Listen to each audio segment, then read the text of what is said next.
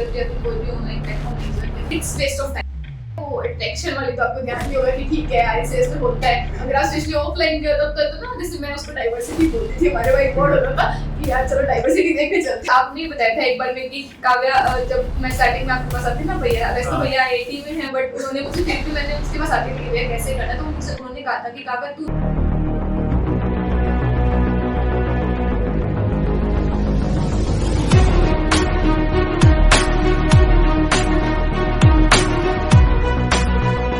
So hello guys, welcome back to my channel. This is Keshav Lakotia and this is Kavya Bansal, जिन्होंने अभी NEET 2023 के अंदर all India rank 1149 secure करी है। यार इनके पहले स्टार्टिंग में 150 नंबर आते थे, इन्होंने 150 नंबर से लेकर 685 नंबर तक का कैसे रास्ता सिक्योर करा है, आइए जानते हैं इस पॉडकास्ट के। So first of all congratulation Kavya कि आपने इतनी अच्छी ऑल इंडिया रैंक सिक्योर करी है। एंड सबसे पहले हमारे जो व्यूअर्स देख रहे हैं उनको सबसे पहले अपना एक्सपीरियंस बताओ नीट का क्या। तो hello, my name is Kavya. So मेरा एक्सपीरियंस तो बहुत जोरदार रहा था, मतलब अब तो इतना मजे वाला है ना, क्योंकि नीट कर ली है, घर वाले खुश हैं, सब खुश हैं, 3 महीने की मस्ती हो रखी है। तो भाई पढ़ना तो बहुत इतना मजेदार, मतलब मैंने ऐसी स्टडी जो 2 साल में की मैंने पूरी लाइफ में नहीं की थी, तो बहुत जोरदार एक्सपीरियंस था। काव्या सबसे पहला क्वेश्चन मेरा आपसे यही है, यार how to prepare for the NEET. देखो, नीट के लिए प्रिपेयर करने का सबसे सही तरीका है रोज रोज थोड़ा थोड़ा कंसिस्टेंट पढ़ते जाओ। सबसे नीट का एक मात्र जो मंत्र है ना, वो कंसिस्टेंसी है। क्योंकि 2 साल या फिर 1 साल, जो कुछ बच्चे 2 साल, मतलब मैं 11 फाउंडेशन से थी तो 11 12 था, जो रिपीट करे हैं, जो फ्रेशर्स हैं वो 1 साल का हो गया। पर 1 साल कंटिन्यूसली रोज 4 घंटे निकालना ना बहुत बड़ा चैलेंज होता है। एक दिन में इंसान 14 घंटे फिर भी पढ़ सकता है, पर 1 साल 4 घंटे पढ़ना उसके लिए ऐसा होता है कि यार बहुत लंबा हो गया। तो नीट के लिए सबसे यही है कि आप लगातार थोड़ा थोड़ा, जो भी आपको, मतलब आप जहाँ से भी कर रहे हो, तैयारी खुद कर रहे हो, कोचिंग से कर रहे हो, जैसे भी, तो जो आपको शेड्यूल दिया जा रहा है, जो टेस्ट दिए जा रहे हैं, जो रोज का काम है, जैसे आपने कहता है रोज का काम रोज करो, वो वाला सीन है। नीट में अगर आप ये करते हो तो एक एवरेज, कितना भी एवरेज स्टूडेंट क्यों ना हो, वो नीट कर सकता है आराम से। सो इसी के साथ काव्या, मेरा सेकंड क्वेश्चन आपसे ये है कि यार what are the best study resources for the NEET. क्योंकि यार इस समय में क्या होता है कि बच्चे काफी ढूंढते रहते हैं कि क्या स्टडी रिसोर्सेज हमें अपनाने चाहिए, क्या कोचिंग मटेरियल वर्थ इट है। जैसे आजकल पीडब्ल्यू काफी चल रहा है फिजिक्स वाला का, तो क्या आपने भी फिजिक्स वाला से कोई कोचिंग मटेरियल्स ज्वाइन किए थे क्या, या आपने उससे कुछ सब्सक्रिप्शंस लिए थे क्या, एंड साथ में क्या वो वर्थ इट रहते हैं कोचिंग मटेरियल्स, या अपने को बेस्ट बुक्स की तरफ जाना चाहिए। जैसे अगर मैं मेरा बताऊं तो मैं कोचिंग से ही थी, मैं ऑफलाइन कोचिंग से थी, मैंने पीडब्ल्यू या फिर कोई भी ऑनलाइन प्लेटफॉर्म नहीं ज्वाइन किया था, मैं ऑफलाइन कोचिंग से ही थी। तो मेरे तो कोचिंग का मटेरियल सफिशिएंट था। मेरा ये मानना है कि अगर आप किसी कोचिंग से हो, और लगभग मैं सिर्फ मेरी कोचिंग की बात नहीं कर रही, मैंने देखा है लगभग सभी कोचिंग बेस्ट मटेरियल्स होता है ना, इन सभी बुक्स की हमें पता नहीं होता, पर वो लोग भी तो कहीं से लाते हैं ना क्वेश्चंस। टीचर्स खुद फ्रेम करते हैं, बट इतने क्वेश्चंस ऑब्वियस बात है वो टीचर खुद फ्रेम नहीं करता, वो भी इन्हीं बुक्स को खंगाल के इनमें से जो बेस्ट होता है ना वो आपको दे देते हैं ऑलरेडी। तो क्यों आप फिर उन्हीं बुक्स पे वापस जाते हो, फिर आप उन्हीं क्वेश्चंस को करते हो, और फिर आपको पता चलता है कि हाँ इन 10 में से 2 क्वेश्चन काम के, और ये तो मेरे मॉड्यूल में ऑलरेडी थे। It's waste of time. तो इससे बढ़िया कि जो आपको मटेरियल दे चुकी है कोचिंग, आप उस पे स्टिक रहे, चाहे आप किसी भी XYZ कोचिंग में। क्योंकि मैंने बहुत सारे कोचिंग का मटेरियल देखा, जैसे बच्चे आते हैं कि कौन सी कोचिंग में, तो अलग अलग कोचिंग्स में जाते हैं, तो जब मैंने उनको देखा तो मेरे हिसाब से सबका मटेरियल देखा, सबका मटेरियल लगभग सेम होता है, इवन क्वेश्चंस भी सेम होते हैं, बस नंबरिंग अलग होती है कि हाँ ठीक है ये ऊपर ये नीचे, बाकी सेम क्वेश्चन सेम पैटर्न। तो इससे बड़ा कोचिंग में हो तो आप कोचिंग का कीजिए, और अगर आप खुद ऑनलाइन कर रहे हो तो मेरे हिसाब से आपने कहीं ना कहीं इसको ज्वाइन किया होगा, कहीं ना कहीं से तो मटेरियल खरीदा ही होगा। हर बच्चा अलग अलग कोचिंग में जिसको अच्छा लगता है वो लेता है, तो आप वही करो। ये जो होते हैं ना अलग अलग बुक्स होती है, इन पे मत फंसो, क्योंकि नीट है ना बहुत ही बेसिक मांगता है। तो और ये बुक्स जो होती है इनमें बहुत लेवल का होता है, फिर अपने फंस के रह जाते हैं, अपने बेसिक ही नहीं कर पाते लेवल के चक्कर में। मैंने बहुत से बच्चे देखे वो करते हैं कुछ टॉपिक में तो इतनी महारत पा लेते हैं कि मतलब कुछ भी कर देंगे, और कुछ में उनसे बेसिक ही नहीं होता। बट नीट में तो हर क्वेश्चन आना है, हर क्वेश्चन 4 नंबर देगा, फिर 5 लेके जाएगा, तो फिर वही चीज है, वो एक लेके जाएगा आपके साथ में। तो आप हर क्वेश्चन को वेटेज देने के लिए जो कोचिंग ने दिया है, या फिर आप जहाँ से भी कर रहे हो, एक फिक्स मटेरियल रखो। ऐसे हाथ पैर मत मारते फिरोगे, आज नहीं ले आज नहीं ले। मैंने एक बार खरीदी थी, वो मेरी अभी तक नहीं की नहीं पड़ी है, वैसी की वैसी पड़ी, मतलब उसको टच तक नहीं किया मैंने, सच में वो वैसी ही पड़ी है। तो मेरा तो एडवाइस है कि आप मत कोचिंग मटेरियल सफिशिएंट। हाँ सफिशिएंट है, मोर देन सफिशिएंट है। सो इसी के साथ काव्या, मेरा आपसे थर्ड क्वेश्चन ये है कि यार how to manage time effectively for the NEET preparation. क्योंकि यार बच्चों को पढ़ना बहुत कुछ होता है, सिलेबस इतना अच्छा है कि इतना ज्यादा सिलेबस है कि कैसे टाइम को मैनेज करें कि ताकि अपने हर चीज को, फिजिक्स केमिस्ट्री बायो को कि अपने बराबर टाइम दे दें ताकि अपने उसके अंदर अच्छा सिक्योर कर सके। तो आपने किस प्रकार से किया था, थोड़ा भी शेयर करें। जैसे अगर टाइम मैनेजमेंट की बात करूँ मैं मेरा पर्सनली, तो मेरा एक फिक्स रहता था कि मतलब मैं कभी ऐसे फिक्स नहीं करती थी कि इस टॉपिक को इतनी देर पढ़ना है। मेरा ये फिक्स रहता था कि मुझे रोज इतने घंटे से इतने घंटे स्टडी करनी है, मतलब दिन का 6-7 आवर्स। अगर हम स्टार्टिंग में बात करें 11th के स्टार्टिंग में, तो कोई भी बच्चा 6-7 घंटे नहीं पढ़ सकता। मैंने देख लिया था स्टार्टिंग में आप 4 या 5 घंटे पढ़ पाते हो, अगर आप हद मार के, उसमें भी आपकी एफिशिएंसी नहीं आती। वो धीरे धीरे जब रोज आप करने लग जाते हैं तो एक टाइम ऐसे आता है, मतलब अगर मैं बताऊं नीट के लास्ट तक आता है तो मैं दिन की 12-13 घंटे पढ़ने लग गई थी दिन का। तो वो विद टाइम होता है, तो उसके लिए ऐसा नहीं होता। आप स्टार्टिंग में आपने कर लिया कि ठीक है, आप ट्राई करते रहो ना कि हाँ ठीक है मुझे 6 घंटे पढ़ना, ट्राई करो। 5 घंटे पढ़ लो तो बहुत है स्टार्टिंग में। फिर उसके बाद मेरा फिक्स रहता था कि हाँ दिन में मुझे ये काम करना है। मेरा काम फिक्स होता था, मेरे सुबह से आँख खुलते दिमाग में चलता रहता था कि काव्य आज देखो ये काम करना है, ये इस हफ्ते ये टेस्ट है, इस टेस्ट के लिए तुझे इतना दिन प्रिपेयर करना है, और उतना मेरे दिमाग में एक शेड्यूल रहता था। ठीक है, मैं कई बार डायरी में भी लिखती थी ताकि वो होता है ना शाम को जब मैं उसको से टिक लगाती थी तो एक अच्छी फीलिंग आती थी कि यार आज ये कर लिया। तो आप वैसे ट्राई कर सकते हो, एक अच्छी फीलिंग देता है आपको कि शाम को बहुत मजा आता है कि आज का दिन अपने यूज किया, अपने उस सेट में लिख लो। तो आप मेरे हिसाब से ये फिक्स करो कि आज क्या क्या काम करना है, ना कि ये फिक्स करो कि कौन सा काम कितनी देर में करना है। क्योंकि अलग अलग बच्चा है, कोई बच्चा वही काम 2 घंटे में करता है, कोई 1 घंटे में करता है, किसी को 4 घंटे में लगता है, जैसे मुझे ज्यादा टाइम लगता था। तो उसका ये तरीका है कि आपको जितना टाइम दो दो, क्योंकि आपके पास टाइम है।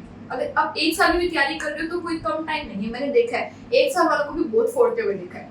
बस तरीके से करो, तरीके से, बस रोज का काम रोज करो, ऐसे छोड़ो मत। हाँ संडे को थोड़ा बहुत मस्ती करना जायज है, मैं भी करती थी, बट जो 6 दिन है उस दिन मेहनत ऐसी करो कि संडे को मस्ती करने में मजा आना चाहिए आपको। सही है, हाँ, बर्डन नहीं होना चाहिए। बर्डन नहीं होना चाहिए। संडे को होना चाहिए कि यार 6 दिन पढ़ लिया तो आज तो थोड़ा कर ही सकते हैं, वो वाला सीन होना चाहिए। तो 6 दिन ऐसे मजे करो, ऐसे बढ़िया सा पढ़ो, ताकि 7वें दिन थोड़ा सा मस्ती करो तो खुशी मिले। क्योंकि ऐसा ना काम करने के बाद जब मस्ती करते हैं उसकी खुशी भी अलग होती है।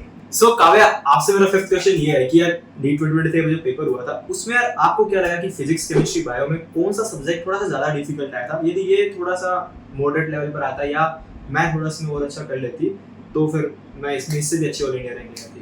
मेरे हिसाब से इस बार से मेरी खुद की पर्सनली थोड़ी केमिस्ट्री ढीली रह गई थी, क्योंकि केमिस्ट्री के क्वेश्चंस क्या है ना, इस बार वो नहीं थे, कैलकुलेशन वाले थे नहीं, वो थ्योरेटिकल ज्यादा थे। तो जिसको याद रह गया था पेपर में उसका सही हो गया, और जो अगर मैं भूल गई, क्योंकि ऐसे पॉइंट से क्वेश्चन थे जो बच्चे यूजुअली स्किप कर देते हैं पढ़ते पढ़ते। तो अगर मेरा शायद वो होता तो मेरे हो जाते 10-15 नंबर वो आते, क्योंकि मेरे एक बायो में रॉन्ग था, एक मेरा फिजिक्स में रॉन्ग था।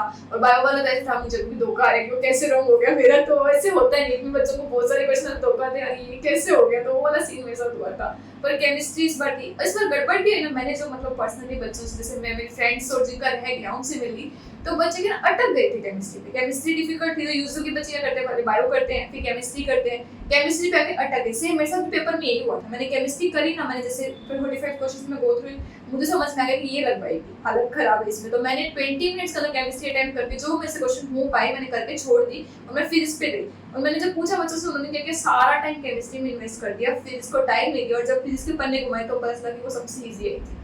फिजिक्स बहुत ईजी थी इस बार। सिर्फ एक क्वेश्चन ऐसा था जो मेरे साथ के सभी का गलत हुआ, कुछ ऐसे ऑब्वियसली सैंपल किया है तो बच्चों का सही हुआ है, पर मेरे साथ के जो मेरे फ्रेंड्स थे सबका लगभग गलत हुआ। उसके अलावा फिजिक्स बहुत इजी थी। तो मेरे हिसाब से पेपर कर रहे हो तो अगर चीज नहीं आती तो स्किप करो। स्किप करने की अच्छी आदत होनी चाहिए। जैसे मैंने पेपर 1.5 घंटे में कवर कर दिया था पहला राउंड, ताकि उसमें मेरी केमिस्ट्री बाकी थी, बाकी दोनों मेरे हो गए थे।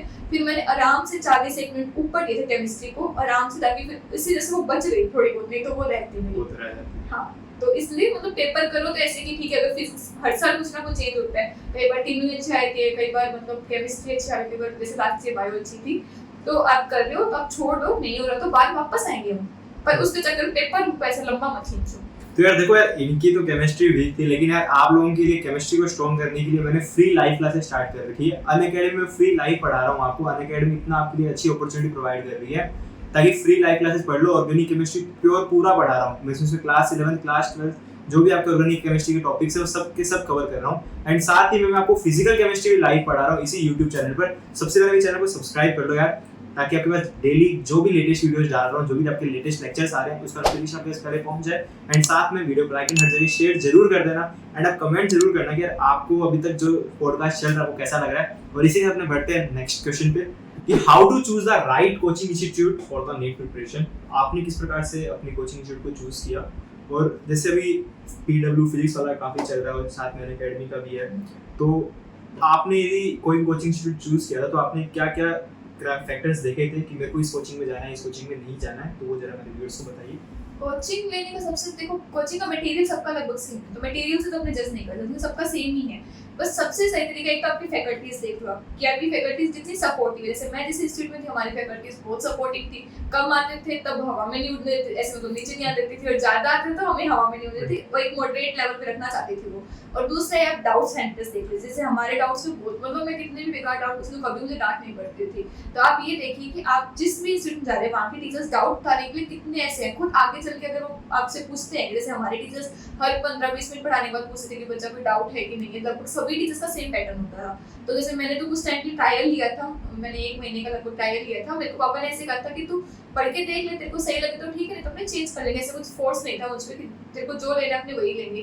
तो मैंने ट्रायल लिया था, मैं उसमें इतनी इंप्रेस हो गई थी मेरी कि मैं फिर इसी से करूँगी। तो आप भी अगर आपकी ट्रायल है, जैसे लगभग पीडब्ल्यू अकेडमी सब पे ट्रायल्स अवेलेबल हैं, तो आप ट्रायल ले लीजिए, वहाँ पर आप टीचर से क्वेश्चनिंग कीजिए, पूछ के देखिए टीचर का एटीट्यूड कैसा है, आपके क्वेश्चंस के प्रति आपको ऐसे आगे आके बता रहे हैं कि नहीं कि हाँ ठीक है बच्चा ये वो, क्योंकि अगर कोई टीचर ढंग का होता है वो आपको आगे चल के 2-3 बातें और बताएगा, सिर्फ वो नहीं, वो आपको ये बताएगा इसमें देख बेटा ऐसे भी हो सकता है वैसे भी हो सकता है। और कोई टीचर बोर हो रहा था ना तो कहते रहने दे, बस वो वहीं रोक देता उस बच्चे को। तो आप इस तरह से जज कर सकते हैं। आप फैकल्टीज पे जाइए मेरे हिसाब से, और एक डाउट, ये 2 चीजों पे जाए, अगर ये 2 अच्छे हैं ना तो फिर काम बढ़िया होता है। सो इसी के साथ मेरा नेक्स्ट एंड लास्ट क्वेश्चन है ये है कि what are the common mistakes made by the NEET preparation, जो आपने भी की होगी, और आपको क्या लगता है कि आपने जो 150 से नंबर 685 तक लेकर आए हो, तो आपने उन क्या मिस्टेक्स को किस प्रकार से सही किया, वो हमारे थोड़े व्यूअर्स को बताइए ताकि वो भी थोड़े से अच्छे नंबर लेकर आए और अच्छे एमबीबीएस कॉलेज में एडमिशन।